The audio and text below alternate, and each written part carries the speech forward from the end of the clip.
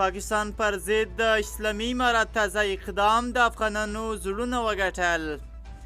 طالبانو د ډېورنډ کرښه د سوداګریزو مارکیټونو د جوړولو سره پریکون کړی.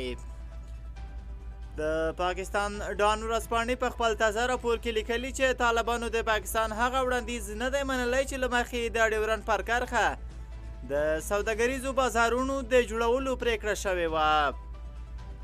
د پاکستان د مشرانو جرګې تر دې وړاندې د ډېورنډ پر کرښه او ایران سره پر پوله د دغو کوچنیو سوداګریزو بازارونو وړاندیز کړی و او ویلي وو چې په دې سره به د دواړو غاړو خلکو ته ګټه ورسیږي او سوداګریزې راکړې ورکړې به ډېرې شي.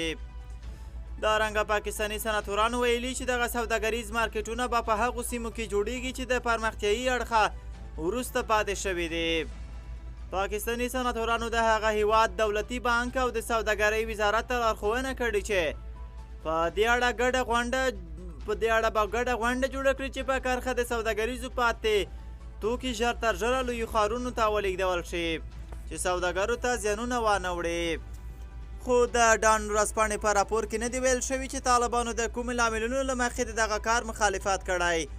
خو په پېښور کې خبریال رفعت الله ورکزی وایي پر ډېورنډ کرښه د سوداګریز بازار د جوړولو پریکړه په کال 2020 کې د جمهوري نظام پر مهال شوې وه او ویل شوي وو چې پر کرښه به 12 کوچني سوداګریز مارکیټونه جوړیږي. خو وخت د طالبانو د راتګ سره دغه پریکړه وځنډول شوه. ښاغلي ورکزي زیاته کړه د هغه مهال چې د طالبانو او پاکستان ترمنځ اړیکې